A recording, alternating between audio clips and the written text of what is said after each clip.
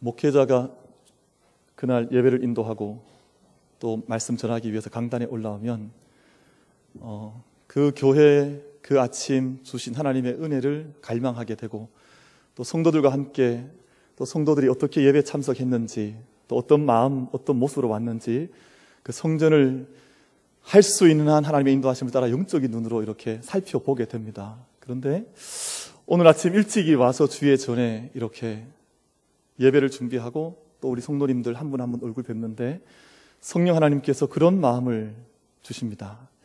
너희가 참 잘 왔다. 네가 참 이곳에 잘 왔다. 여러분, 우리가 한 사람이 자기의 고향집에 가도 기다리는 어머니 아버지가 온 문을 다 활짝 열고 기다리시다가 사랑하는 자녀 그 자리에 오면 뛰어나가서 맞이하지 않습니까? 우리가 그런 부모님들 저희가 기억하고 있습니다만, 오늘 이 시간 하나님께서 우리 사랑하는 성도님들 한 분 한 분을 향해서 내가 너를 기다렸다, 내가 이곳에 오기를 참 잘하였도다, 그렇게 말씀하시는 성령의 음성을 우리가 다 듣게 될 수 있기를 바랍니다.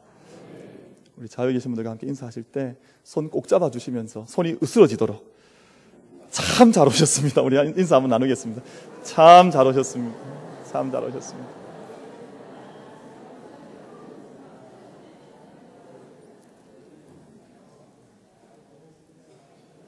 옛날에 그런 노래가 있었습니다. 좋은 노래는 아닌 것 같은데 주일 아침에 이런 노래를 소개해도 되려나 모르겠지만, 키스해 주세요, 앞니빨이 똑 부러지도록, 포옹해 주세요, 갈비뼈가 으스러지도록. 어떻게 아셨습니까? 다 알고 계시고, 저는 저만 아는 줄 알았더니 다 알고 계시는군요. 우리를 기다리신 하나님, 오늘 찬양도 그런 찬양 아니었습니까? 우리를 기다리신 하나님 앞에 우리가 마음껏 나아가서 살아있는 영의 산 제사를 하나님께 올려드리는 이 성일 될 수 있게 되기를 바랍니다. 1944년 태평양 전쟁이 한창일 때 오노다 히로, 일본인 장교인데 이름은 별로 좋지 않은 것 같아요. 오노다 히로.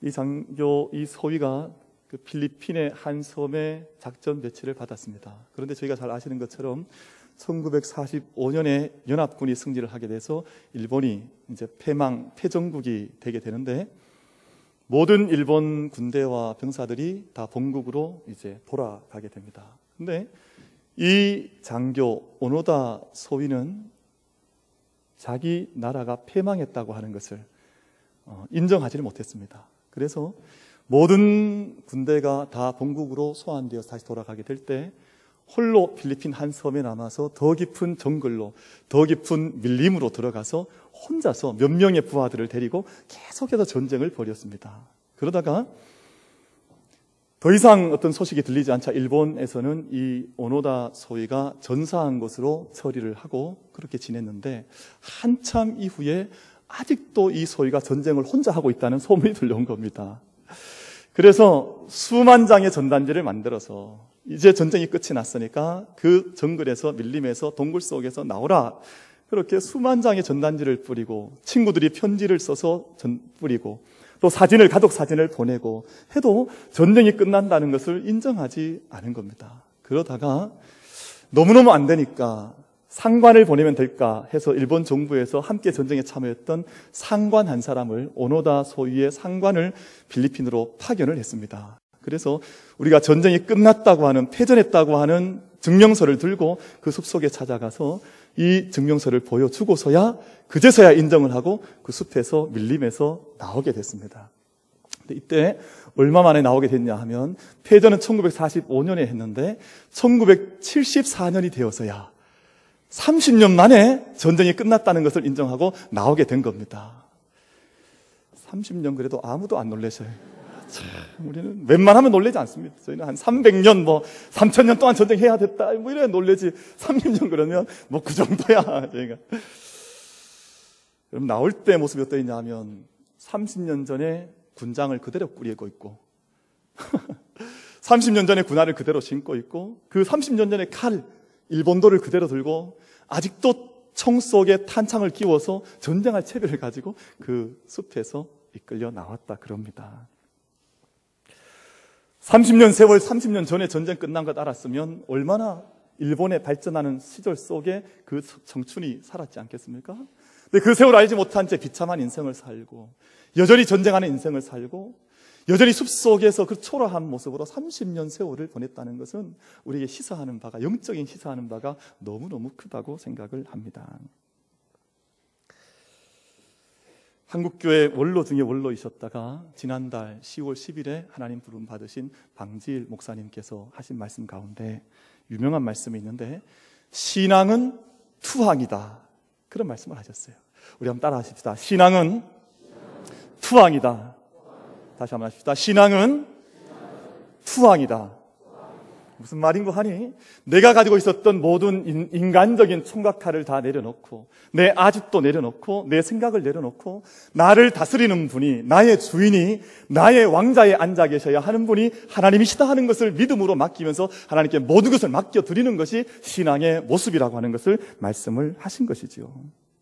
사랑하는 성도 여러분, 오늘 제가 주일 예배를 하나님 앞에 올려드리는 이 한 시간을 통해서 우리가 하나님 앞에 온전히 항복하는 은혜가, 하나님께 우리의 모든 영혼을 굴복하는 은혜가, 우리의 모든 죄의 짐이 있든 육체의 질고가 있든 삶의 모습이 없다 하든 우리의 사업이 없다 하든 하나님께 모든 것을 맡겨드려 투항하는 은혜가 우리에게 있게 되기를 간절히 바랍니다. 교회는 회개하는 공동체가 되어야 됩니다.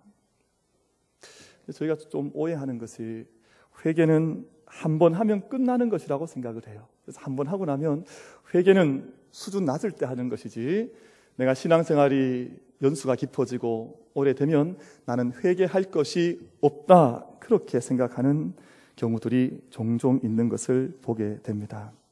오해입니다. 나는 회개할 것이 없다 생각하시는 분은 손을 한번 번쩍 높이 한번 들어보십시오.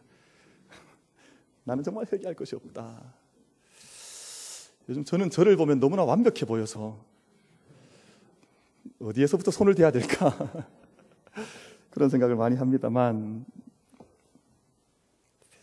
믿음의 시작은 회개로부터 시작을 해서 믿음의 마지막 종착역도 하나님 앞에서 회개로 가는 겁니다. 내가 회개할 것이 없다고 생각하는 것은 큰 오해 가운데, 아주 결정적 오해 가운데 한 가지가 되는 것입니다. 예수님께서 첫 공생애를 여시면서 회개하라, 천국이 가까웠느니라, 그렇게 선포하시고 공생애를 시작하셨고, 세례 요한 역시도 요단 강가에서 천국 복음 전파하고 예수 그리스도의 길을 예비할 때 회개하라, 천국이 가까웠느니라, 그렇게 선포하고 그 공생애를 시작을 했습니다. 사도 바울은 예수 믿기 전에 자신이 의인이라고 생각을 했습니다. 나는 너무너무 완벽한 사람이다. 나는 손댈 것이 없는 사람이다. 그래서 열심으로는 교회를 박해하던 사람이요, 율법의 의로는 흠이 없는 자다. 자기 자신을 돌아봤더니 너무너무 흠이 없고 완벽해서 교회를 박해해도 아무런 마음에 가책이 없는 그런 삶을 사도 바울이 살아가고 있었어요. 사울이 그렇게 살아가고 있었습니다. 근데 예수님 만나고 날마다 점점 더 깨어지는 자기 자신 속에 영적 균열이 일어나는 것을 경험해 나가면서 그 다음 고백이 어떻게 변하냐 하면, 나는 모든 성도들 가운데에서도 지극히 작은 자다. 우리 500여 만민교회 성도들이 있으면 이 500여 성도들 가운데에서 나는 우리 성도들 가운데에서 가장 작은 자다, 지극히 작은 자다, 그런 고백을 사도 바울이 자신의 신앙이 성숙되어 가면서 내어놓은 것이죠. 근데 마지막 하나님 앞에서 순교의 삶을 마지막 감당하기까지, 근데 그 하나님 앞에 부름받기 직전의 고백은 죄인 중에 내가 괴수다, 그렇게 고백을 했습니다. 처음에는 자기가 의인으로 출발을 했었고 완전한 자로 출발을 했었는데, 예수 그리스도 만나고 보니 성도들 가운데에서도 지극히 작은 자요, 예수 그리스도의 그 은혜를 더욱더 깊이 체험하다 보니 마지막에 자기의 인생의 종점에 이르렀을 때에는 내가 죄인 중에 괴수와 같다, 내가 죄인 중에 괴수다, 그렇게 사도 바울이 고백을 한 것이지요. 여러분, 정말 사도 바울이 죄를 많이 지어서 경범죄를 많이 짓고 무슨 법을 어기고 해서 자기가 죄인 중에 괴수라고 말을 한 것이 아니라, 하나님의 빛 앞에 점점 가까이 나아가다 보니, 하나님의 영광의 빛 앞에 점점 더 세워져야 하다 보니, 나의 인생, 내 믿음의 인간이라고 하는 존재 자체가 얼마나 어두운 존재인지를 하나님 앞에서 깨닫고 죄인 중에 내가 괴수라고 그렇게 고백을 하게 된 것입니다. 그래서 믿음의 사람들은 언제나 회개의 삶을 사는 것이 너무나 당연한 믿음의 걸음이 됩니다. 그런데 우리가 회개를 깊이 하면 깊이 할수록 이것이 어두운 시간이 아닙니다. 믿음의 고백 속에서 내가 깊이 나를 깨뜨려서 우리 리펜턴스라 그러죠? 우리가 하나님 앞에서 자기 자신을 깊이 회개하고 나아가면 그 자리가 은혜의 자리로 주님께서 화하게 하시는, 변화케 하시는 은혜를 우리에게 주실 줄로 믿습니다. 그래서 죄가 더한 곳에 은혜가 더한다. 죄가 깊은 곳에 은혜가 더 있다고 하는 것은 그만큼 하나님의 빛을 사모하는 자들에게 은혜를 하나님께서 허락해 주신다고 하는 것을 말씀하는 대목이지 않겠습니까? 하나님께서 아담이 범죄한 이후에 아담의 죄를 지적하시고 들춰내셨습니다. 그 죄를 덮어주시 아니하시고 들춰내셨다고 하는 것은 그 일을 그토록 하나님께서 사랑하셨다고 하는 것입니다. 여러분, 죄가 내 안에 있는데 양심도 나에게 꾸짖지 않고 성령의 음성도 내게 들려주지 않으면 내가 하나님께 사랑받는 것이 아닙니다. 내가 내 안에 어떤 문제가 있거나 내 안에 어떤 주님 앞에서 온전치 못한 모습이 있을 때 끊임없이 내 양심이 내게 꾸짖고 성령께서 내게 말씀하여 하나님의 음성이 들려오는 그 이가 하나님께 사랑받는 자인 줄로 믿습니다. 그렇지 않으면 양심에 화인 맞았다 그러지요? 그 하나님 앞에서 참된 영적인 음성을 듣지 못하는 자가 오히려 불쌍한 자이지, 하나님께서 지적해 주시는 자는 하나님의 복을 받는 자이지요. 근데 하나님께서 아담에게 오셔서 아담아 내가 어디 있냐 그렇게 묻고 그의 죄를 들춰내셨더니 아담이 하는 말이 회개한 것이 아니라 하나님께서 내게 주셔서 함께하게 하신 이 여자 때문에 내가 먹었습니다. 자기의 죄를 그렇게 변명하고 있는 겁니다. 처음에 죄는 누구한테 돌립니까? 자기 아내한테 돌려요. 근데 거기서 그치는 것이 아니라 자기의 이 원래의 문제는 어디로부터 왔다는 겁니까? 하나님에게서 왔다는, 하나님께서 내게 주셔서 함께 하신 이 여자 때문에 내가 범죄했습니다. 자기 죄는 없어요. 회개도 없습니다. 여러분, 이런 남편 만나지 않기를 바랍니다. 얼마나 못난 남편인지 몰라요. 여러분, 가정에 어떤 영적인 문제가 있으면 그 모든 것을 내게로 가져와서 아버지 앞에 나와서 기도할 수 있는 남편이 될 수 있도록, 그런 가장이 될 수 있도록 우리 교회가 믿음의 가장을 위해서 늘 기도하는 우리가 될 수 있기를 바랍니다. 핑계하거나 전가할 수 있는 것이 아니지 않습니까? 하나님께서 가인의 죄를 들춰내셨습니다. 네가 왜 아벨을 죽였느냐? 왜 의인 아벨을 죽여서 그의 쏟은 피가 땅에서 호소하게 하느냐? 아벨을 찾으셨습니다. 근데 가인이 도리어 하나님께 항변하는 말이, 내게 왜 가인을 묻습니까? 내게 왜 아벨을 묻습니까? 내가 아벨을 지키는 자입니까? 회개하지 않았습니다. 하나님께서 직접 음성을 들려줘도 회개하지 않았거든요. 중요한 시사점입니다. 하나님께서 직접 음성을 들려주셔도 회개하지 않았는데, 여러분, 다윗이 밧세바를 범했습니다. 그리고 우리아를 죽였습니다. 하나님께서 그에게, 다윗에게 나단 선지자를 즉시 보내셔서, 하나님께서 지체하지 않으셨습니다. 즉시 보내셔서 다윗의 죄를 지적하시고 들추어 내셨습니다. 그런데 놀라운 것은 나단의 지적을 다윗이 듣자 말자 그의 입에서 처음 나왔던 고백은 내가 여호와께 죄를 범하였나이다. 이 고백이었습니다. 여러분, 사람들이 자기의 죄가 들춰지게 되면 얼굴이 붉어지거나 안색이 변하거나 하나님을 향해서 변명하거나 하나님에 대해서 항변하는 그런 삶을 살아가는 그런 마당에 다윗이라고 하는 인물은 어떤 인물이었는지, 그는 어떤 영혼이었는지, 나단으로부터 자기의 죄를 하나님 음성으로 지적받자 말자 내가 여호와께 죄를 범하였습니다, 내가 하나님께 득죄했습니다, 자기의 죄를 고스란히 고백하는 그런 모습을 다윗이 보여주고 있습니다. 회개하는 다윗에게 하나님께서 은혜를 주셨습니다. 회개하는 다윗을 하나님께서 이스라엘 모든 수많은 왕들이 그 뒤를 따라오게 되는데, 모든 왕들의 영적인 표본으로, 영적인 기준으로 다윗을 세워주시게 됐습니다. 그래서 이런저런 왕들이 있습니다만 좋은 치정을 한 왕들에게는 그들이 다윗의 길을 걸어가서 하나님 앞에 충성했다고 칭찬을 하고, 왕들 가운데서 악한 길을 걸어가는 자들은 저들이 다윗의 길을 걸어가지 아니하여서 저들이 악한 왕이 되었다고 열왕기 상하는 그렇게 왕들을 평가해 나가고 있습니다. 모든 사람의 믿음의 삶의 표준이 바로 다윗이 되었던 것입니다. 다윗이 하루는 자기가 그 여부수 족속들과 싸워서 도망자 생활을 할 때, 옛날 자기가 어릴 때 자랐던 그 베들레헴 우물에서 솟아나는 그 물이 너무너무 먹고 싶어서 자기 혼잣말로, 야, 저기 베들레헴에 있는 우물물 한 그릇 내가 먹어봤으면 좋겠다, 그렇게 이야기했더니 그 주변에 있던 부하들이 그 소리를 듣고 베들레헴 성까지 여부수 족속이 점령하고 있던 그 베들레헴까지 쫓아 올라가서 목숨을 걸고 그 물을 한 그릇 떠오게 됩니다. 근데 그 물을 받아 들고 자기 부하들이 떠온 그 물을 받아 들고 다윗이 통곡을 합니다. 눈물을 흘립니다. 내가 어떤 말을 내어놓았기에 나의 부하들이 목숨 걸고 저 성에 올라가서 이 물을 떠왔는고. 그래서 그 물을 자기가 그토록 마시고 싶어 했던 그 물을 자기가 마시지 않고 여호와의 제단 앞에 그 물을 다 쏟아버리고 맙니다. 하나님께 그 물을 드린 거예요.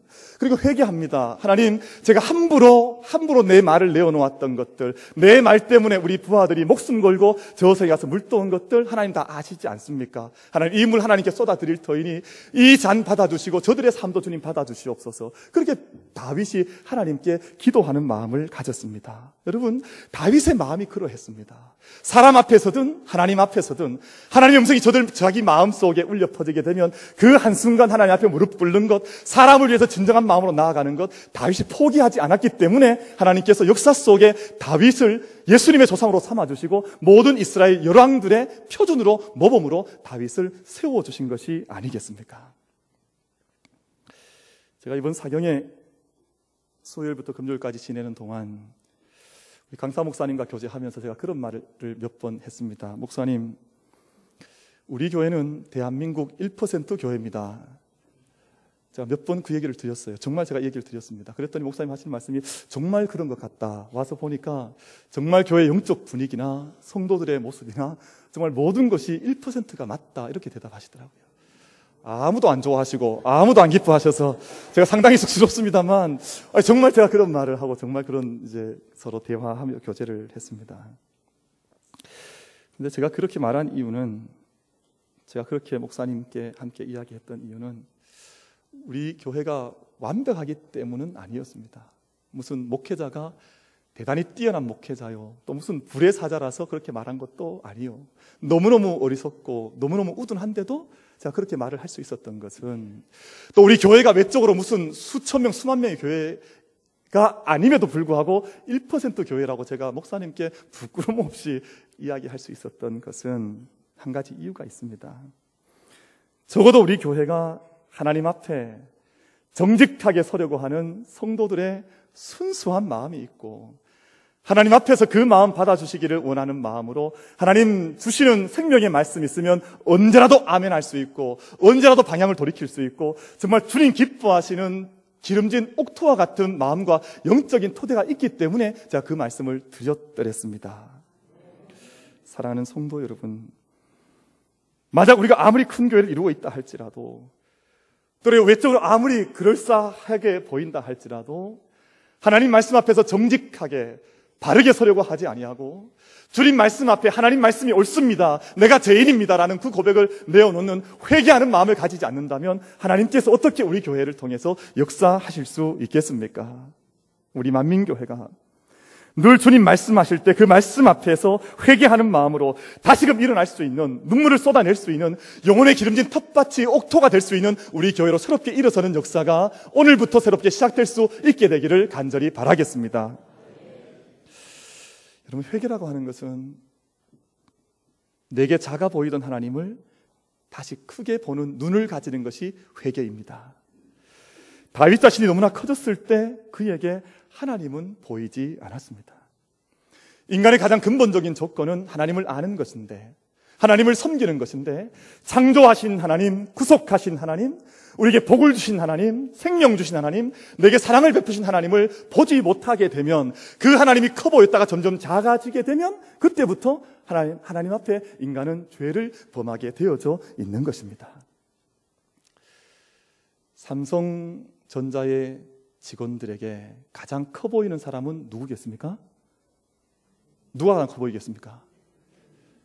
회장님이 가장 커 보이겠죠. 왜냐하면 그분이 월급 주지요, 그분이 일자리 주지요, 그분이 보너스 주지요, 모든 복지시설 다 해주지요. 아마 회사를 다니는 직원들 생각에 우리 회장님보다 더 커 보이는 사람은 없을 것입니다. 그럼 아마 다윗이 그랬지 않았겠습니까? 어릴 때 어린 다윗은 비록 양치기였지만 양치기로 살아가면서 자기 앞에 거인 골리앗이 나와도 거인 골리앗이 어마어마하게 큰 사람이었지만 그 사람이 커 보이지 않았습니다.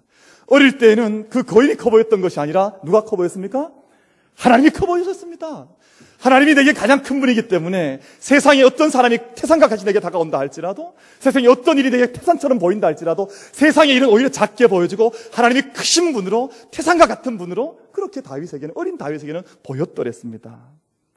근데 어릴 때는 그렇게 하나님밖에 보이지 않았는데 다윗이 점점 더 커져가고 자기가 왕자에 앉게 되고 권세를 누리게 되면서 어느덧 하나님은 이제 작아 보이지고 하나님은 사라져버리고 자기 마음속에 자기가 왕이 되어서 모든 것을 자기 마음대로 해도 아무런 마음의 꺼리낌이 없는 자기가 왕자에 오른 그런 사람이 되고 말게 된 것입니다. 사랑하는 성도 여러분, 하나님이 가장 커 보이는 그 순간이 우리에게 복의 순간인 줄 믿습니다. 하나님이 가장 커 보이는 그 순간이 하나님께서 우리에게 역사를 이루어주는 순간인 줄로 믿습니다. 우리 가운데 질병이 있거나 우리 가운데 재정적인 문제가 있거나 우리 가정에 때론 어떤 어려움이 있다 할지라도 하나님이 가장 커 보인다면, 우리 영적인 눈앞에 하나님이 가장 커 보이신다면 우리에게 참된 소망과 능력이 나타나게 되는 줄로 믿습니다. 다윗은 밧세바에게 엄청난 죄를 범했습니다. 물론 이후에 하나님께서 회복하게 하셔서 평화라고 하는, 샬롬이라고 하는 솔로몬을 허락하셔서 다시 한번 하나님께서 기회를 주셨지만 엄밀한 의미에서 따져보면 다윗은 밧세바에게 씻을 수 없는 부끄러움을 남긴 그런 사람이 되고 말았습니다. 다윗은 우리아에게 사악한 짓을 했습니다. 자기 자신만을 믿고 주군으로 섬기면서 전쟁터에 나가서 자기를 위하여 목숨을 바치고 싸우는 그 종을 불러다가 거짓말을 하고 그를 마침내는 자기 마음대로 가장 위험한 전쟁터에 보내서 그곳에서 전사하게 하는 일을 다윗이 했습니다. 다른 사람이 한 것이 아니라 다윗이 그렇게 했습니다. 그런데 이 일 때문에, 이 죄 때문에 하나님을 떠났던 것이 아니라 영적인 견해를 가지고 가만히 들여다보면 더 근본적인 죄가 있었던 것이, 그는 하나님에 대해서 죄를 지은 것입니다. 하나님 대신 자신이 중심에 있었기 때문에 간음죄를 범했었고, 하나님 대신 자기가 중심의 왕자에 있었기 때문에 살인죄를 범했었던 것입니다. 여러분, 순서가 살인과 간음죄가 먼저가 아니라 세상에 있는 모든 범죄를 다 깊이 들여다보십시오. 그것은 그 사람들이 그 죄를 범했기 때문에 하나님을 떠난 것이 아니라 하나님이 그 마음속에 없기 때문에 그 죄까지 나아간 것입니다. 여러분, 하나님께서 우리 안에 계시게 되면, 하나님께서 우리의 주인 되시게 되면, 아버지 하나님께서 우리를 이끌어 가시게 되면 이 세상의 죄는 나타나지 않습니다. 하나님을 떠난 곳, 하나님이 계시지 않기 때문에 이 세상의 죄들이 나타나는 것이 아니겠습니까? 여러분, 그러므로 회개라고 하는 것이 무엇입니까?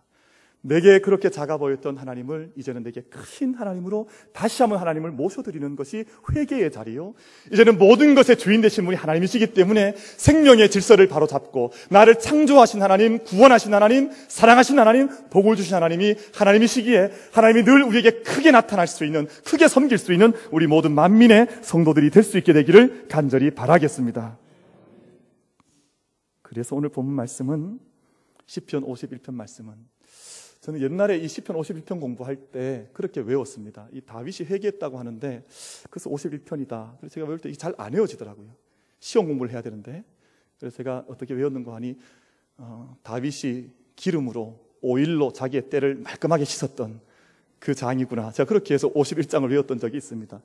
별로 안 웃어주셔서 제가 좀 마음이 상당히 제가 스스로 썰렁해져서 지금 저는 그렇게 외웠습니다. 어쨌든 그래서 오일로 하나님께서 씻어주셨더니 그가 고백하고 노래하기를, 하나님 내 안에 정한 마음을 주시고 정직한 영을 주시고 거룩한 영을 주셔서 하나님 이제는 원하시는, 기뻐하시는, 이제 하나님께서 그런 모든 영을 만드실 수 있는 분위기에 나를 하나님께 맡기겠습니다. 여러분, 다윗이 노래하고 고백했던 그 고백이 오늘 예배하는 11월 첫 주 예배를 드리는 우리 모두의 고백이 되어서 내 안에 정한 마음을 주시는 분, 정직한 영을 주시는 분, 거룩한 영을 주시는 분, 하나님이신 것을 깨달아서 그 영을 하나님께 맡길 수 있는 우리 모두가 될 수 있게 되기를 간절히 바랍니다. 하나님은 회개하는 심령 기뻐하시고 그를 통해서 역사를 이루어 가십니다. 하나님의 교회가 깨끗할 때 그 교회를 통해서 일하시고 역사하시지, 아무리 교회가 크고 외형적으로 어마어마하다 할지라도 깨끗하지 않은 교회는 하나님의 영광을 드러낼 수가 없습니다. 깨끗하지 않으면 하나님의 일을 할 수가 없습니다. 오히려 큰데 깨끗하지 않으면 오히려 해가 됩니다. 여러분, 그런 거 우리가 많이 보지 않습니까? 외모는 어마어마한데 그 영혼 속에 깨끗함이 없으면 오히려 이 세상 속의 하나님의 영광을 가려버린 일을 우리가 얼마나 많이 보지 않습니까? 에스겔서를 가만히 들여다보면 에스겔 46장 마지막 부분에 아주 특이한 부분이 있습니다. 하나님께서 에스겔 선지자를 어떤 한 성전의 작은 방으로 데려가시는데 그곳에 있는 모든 재물을 하나님께서 에스겔에 명령하시기를, 에스겔아, 나의 종아, 네가 이 앞에 있는 모든 재물을 삶아서 이제는 이 모든 재물을 거룩하게 만들어서 나에게 드려라. 그렇게 하나님께서 명령하시고, 에스겔이 그 명령을 따라서 자기 성전 안에 있는 모든 재물을 거룩하게 삶아서 재물을 구별하는 모습이 에스겔 46장 마지막 장면 속에 기록이 되어 있습니다. 그 다음 장이 47장이지요. 여러분, 47장이 어떤 말씀을 하고 있습니까? 성전 문틈으로부터 물이 흘러나가기를 시작을 하는데 바로 그 장이거든요. 근데 지금까지는 성전 문으로부터 어떤 물도 흘러나가지 않았더랬습니다. 하나님 앞에서 거룩함의 제사를 드리지 못했던, 거룩함의 제물이 없었던 성전에서는 어떤 생명의 물도 흘러갈 수가 없는데, 제물을 삶아서 모든 성도들이 영적인 은혜 가운데 들어가서 삶을 변화시키게 되자 그 전으로부터 거룩한 물결들이 흘러나가기 시작해서 동편으로 흘러나간 물이 남편으로 흘러나가고 온 사방으로 흘러나가면서 아라바 모든 사막과 광야를 적시는 역사가 47장 속에 기록이 되어져 있습니다.